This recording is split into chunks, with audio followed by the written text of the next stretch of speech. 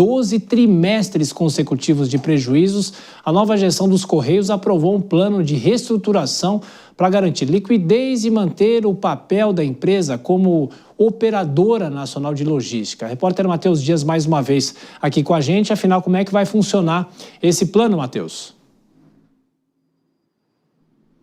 Pois é, Tiago. Boa noite novamente para você, boa noite a quem nos acompanha. 12 trimestres, como você bem disse, são 36 meses fechando as contas no vermelho de uma das maiores empresas estatais do país, né? A empresa que só nesse primeiro semestre de 2025 fechou as contas com 4 bilhões e 500 milhões de reais negativos e pode fechar o ano com cerca de um rombo de aproximadamente 10 bilhões de reais. Os prejuízos, então, dos Correios já são praticamente escancarados, né, Tiago? Mas agora a nova gestão que assumiu prevê um plano ali para tentar reorganizar a casa, né? Como a gente pode dizer, tentar tirar essas contas do vermelho, mas as contas só devem ter o saldo positivo a partir de 2027. Vamos lá então, Tiago, passa por 3 etapas importantes. A primeira delas é um empréstimo de cerca de 20 bilhões de reais que os Correios prevêem.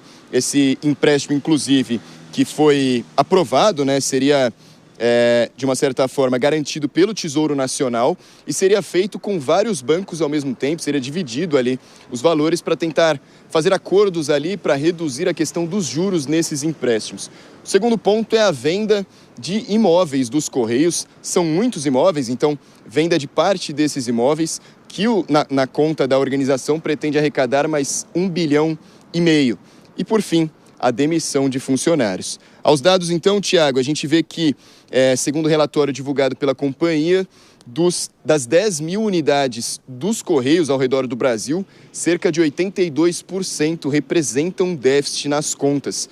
E dos 85 mil funcionários, representam também 72% do déficit total dos Correios. Então, por isso, o projeto conta com essas partes, né, com essas etapas. A empresa sinalizou que pode operar fusões ainda, aquisições e outras reorganizações societárias, mas essa etapa é a única que ainda não foi, de uma certa forma, descrevida na prática como ainda iria funcionar. Então o projeto conta, principalmente, como disse, com a venda de imóveis, 1,5 bilhão, um empréstimo de 20 bilhões com instituições financeiras e a demissão de funcionários, que vai funcionar por demissão voluntária, seja ela seguindo alguns critérios. O primeiro critério seria a idade, tempo de casa e, por fim, as metas ali do setor. O Correios prevê a demissão de pelo menos 10 mil funcionários. Com essas 3 etapas, então, pretende passar o 2026 reduzindo mês a mês, ali, trimestre a trimestre, o déficit, que pode chegar a 10 bilhões de reais no fim desse ano, para que aí sim, em 2027, fique com as contas no verde. É um cenário importante, é uma reorganização importante, mesmo que o empréstimo também seja alto, porque a gente vive num cenário de bastante críticas às estatais, ainda mais se falando tanto de privatizações ultimamente, né, Tiago? Sem dúvida, é um desafio para o governo essa questão dos Correios e não é de hoje. E com uma dívida bilionária, a gente vai continuar acompanhando essa situação. Tá, daqui a pouquinho, Matheus, vou chamar os nossos comentaristas. Começo agora por você, Denise Campos de Toledo. Bom, são 2 assuntos que a gente viu. O imposto de renda, que o presidente Lula vai sancionar na próxima quarta-feira, e esse desafio do governo em relação aos Correios. Denise. Olha, em relação ao imposto de renda, eu acho que o governo até demorou para anunciar, formalizar isso através de um grande evento, porque é a grande marca, é uma promessa de campanha ainda do presidente Lula e na medida em que foi aprovado, ele quer se apropriar desse resultado. Serão cerca de 26,6 milhões de contribuintes que vão passar a pagar menos, vão ter mais dinheiro disponível em 2026, um ano de eleições. Isso fará diferença, tem um ganho inclusive para aposentados, dependendo da faixa de renda que eles estejam. Então, esse é um resultado muito positivo. Agora, em relação à insistência na recuperação dos Correios, eu acho que isso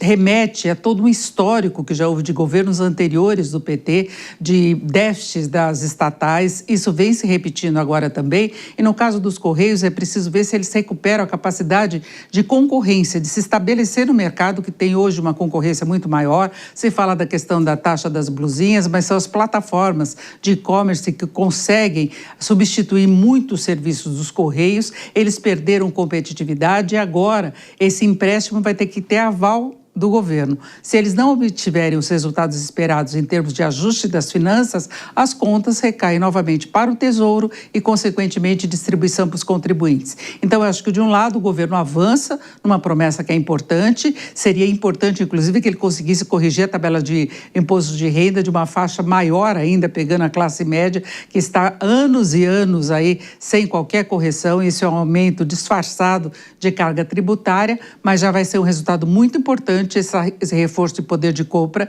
no ano de eleições. Correios, a ver se vão conseguir alcançar esse ajuste que estão prometendo.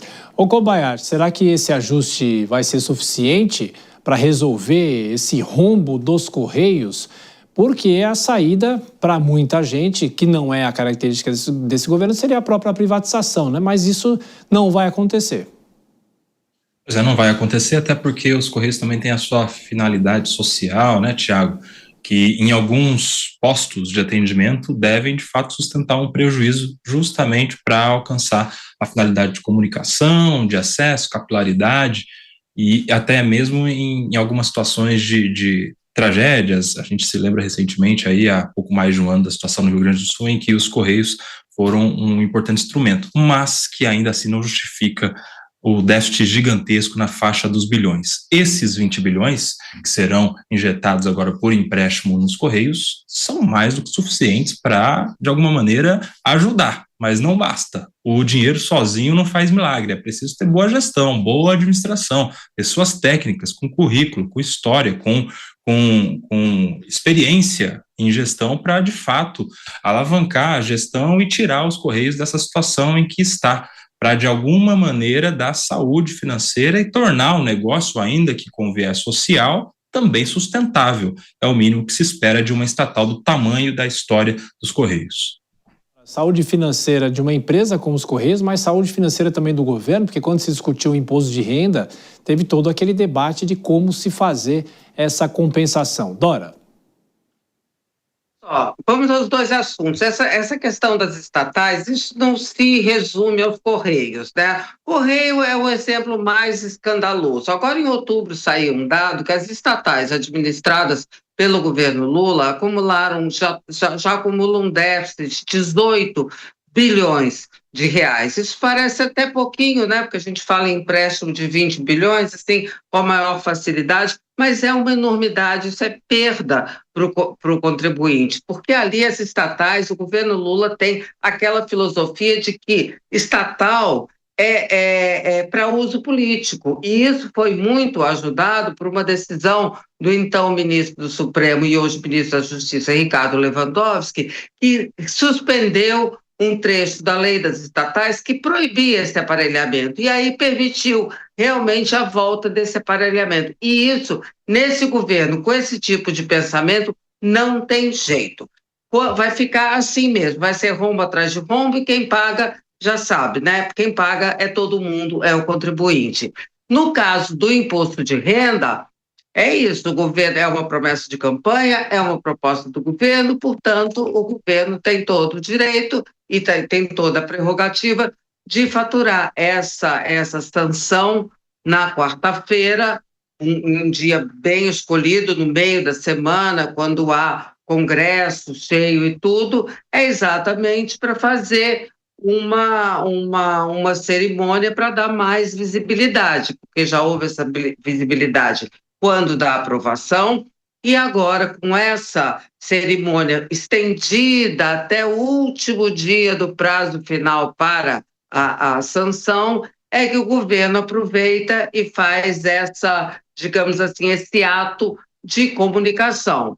É do jogo, enfim, o governo pode, porque foi ele quem teve a ideia, foi ele quem conseguiu, ok, com a ajuda do Congresso, mas enfim, o Congresso também não iria ficar contra. Agora, a presença do Hugo Mota e do Davi Alcolumbre, dessa cerimônia, é uma presença, obviamente, protocolar. Não é isso que vai fazer eles resolverem os atritos ou não.